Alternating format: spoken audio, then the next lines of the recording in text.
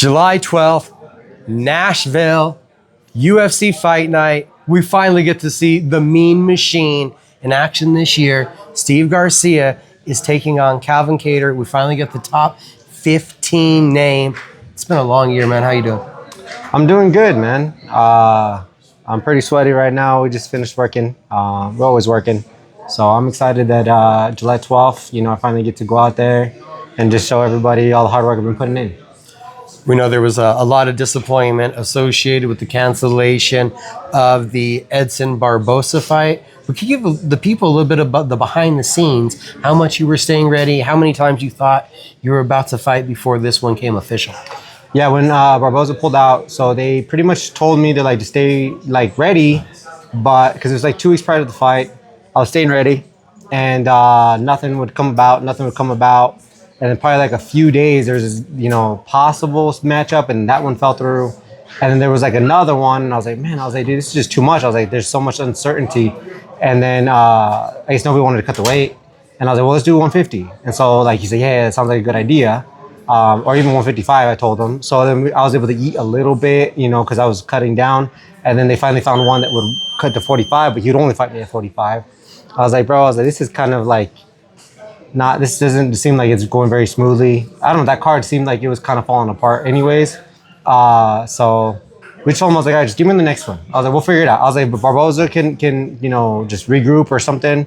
I'll fight him then. If not, then we can find a replacement. They're like, hey, can you fight in Mexico? I was like, absolutely. Just tell me who and when. And they're like, yeah, we got you. You're gonna be on the card. And they're like, I think they offered me C-Rod or something like that. And I was like, all right, cool. I was planning to fight him. And then they matched him up with Costa, who I fought.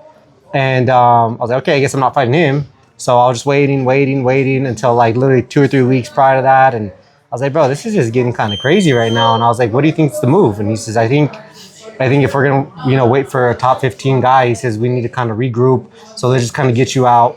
Let's figure it out. And honestly, all the fights were happening on that one card. I think it was with Diego Lopez and Volkanovski fighting. There's so many 45ers on there, so that had to play out. And then I was going to be able to probably enter into that top rankings, with an opponent. So yeah, it was a fun first part of the year, but it doesn't matter. We just kept training, kept getting better, and now I got Calvin Kattar July 12th. Yeah, I believe that. So that was UFC 313, and then we also had the Miami card because you had Yair versus Pitbull. I believe there's a couple 45 fights on that one. Did hear that only visa issues kept you from fighting Pitbull. Yeah, I heard that too. I don't know how true it was or not, but he said that he got offered to fight me. I would have been happy to accept, and then I guess they offered him Yair, and so. I guess I can't blame him. I mean, Yair was, 2, 3? Yeah, 3 at that time. I'm unranked, so, business-wise, he's going to go after that guy. But, yeah, man, I've had to claw my way through the division. That's the type of situation I'm in, I don't have that Dana White privilege. So, it's all good. You know what I mean? One at a time, knocking them down. So was there a period there where there had to be almost an emotional reset because you build yourself up for the opportunity, a veteran, the platform that you were going to get against Barboza, and then to have this roller coaster ride of negotiations? Did there have to be an emotional reset and almost I was honest. Yeah, I was actually, and I was probably not the most funnest person to be around because when you stay in fight camp, you're kind of in a different mode. You're a different person, and you're just not as fun to be around, I guess. And I was able to tell my management, I was like, dude, we might just need to take a step back if I have nothing certain. Just because my family is probably suffering right now and nobody wants to be around me right now. But once we got out, and honestly, I was already planning to fight Barboza. I think that was in February. And I told my son I was going to take us on a cruise for our birthday. So he's May 5th, I'm May 22nd. So I was able to still go on that, and it was still fun. And there's nothing like seeing your kid just so happy, man. And it made my day, made the trip, and it was able to kind of reset me. And then here we are. I feel good, ready to fight Calvin Kattar, and that's what's next. When you get the name Calvin Kattar, are you able to get the same excitement that you had back in December when you hear about Barboza? Not really. It's exciting because he has a ranking on his name, but fighting someone like Edson Barboza, man, he was just a legend. And I'm not saying Calvin Kattar's not a legend. I think he will be legendary. But Barboza was just like this guy that everybody was scared of and like just didn't want to fight. And like I had the opportunity to fight someone like that. I thought that would have been great, but God's plan, not mine. So when I went and fought, or when I was getting ready to fight Barboza, I was set on him. So when that happened, he pulled out. I was pretty hurt about it, but then I started calling out Kattar. I started calling Ige. I called out at Masvidal. I called out anybody that wanted to accept the fight, and we got Kattar. And I'm just excited because he has that ranking on it. So he's next, and I'm just gonna keep climbing my way up the division. How much more of a diverse puzzle is Calvin Kattar than just a boxer? Because that's what a lot of people easily break him down to. Well, if you go and watch him versus Chikazi, like he was shooting. Chikazi's a dangerous striker, so I have to be ready for a takedown. Kattar has good hands, and I think that I know how to navigate through that, and be ready for a shot if I catch him clean. So we'll be ready for all aspects of whatever he has to bring. We understand you want the number next to your name. That makes him obviously an alluring target. Inside the cage, though, what is it that you like about this fight? I think this is like a fight for the fans. Like this almost has fight night all over it.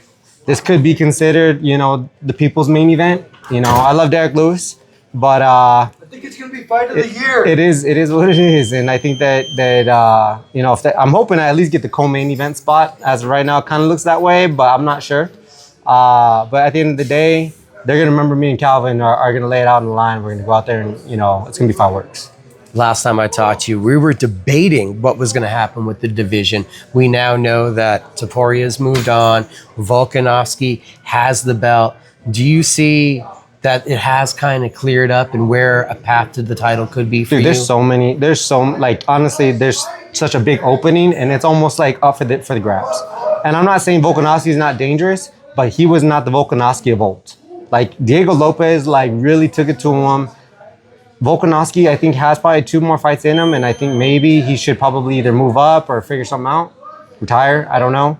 If I were him, I'd finish on top, but that just didn't look like the Volkanovski that fought Max Holloway and beat him and was the killer on the rise. I just didn't see that out of him, and maybe he still has it. You know what I mean? But from what I saw, you have all these killers, like you have Gene Silva, and then you have, Josh Emmett, Yair, Lopez, like everybody is just coming up. I'm like, bro, that belt can go to almost every single one of them at any given day because that's how talented this division is. It's so deep. It's been hard for me to even get in the rankings. I've had five knockouts back to back, and then you get someone like Gene Silva, who's killing it, but he's had 2 fights, and then he gets like a Bryce Mitchell. I'm like, damn it, bro. I was like, all right, it is what it is. But at the end of the day, we're all killers in there. So it's going to be exciting to see all these group of men go out there and just fight for this title. With that thought process of, hey, he was able to make an impact, do you feel like you get to almost reintroduce yourself then to the fan base because you missed out on February? I don't really know if I can see it that way. I'm just happy that there's going to be an audience here. It's live. It's in Nashville, so it's a fun spot. I like that type of crowd and stuff. They seem like they would be fun to entertain. And yeah, man, I think that even though Barboza kind of fell through, you know what, man, maybe timing's everything. Timing's everything, and I don't think that was like the right timing, I guess. But like I said, God's plan, not mine. So at the end of the day, whoever decided the dotted line to hurt me, best believe I'm training to kill you, so it don't matter. Steve Mean Machine Garcia, July 12th, he's back in the octagon at UFC Nashville.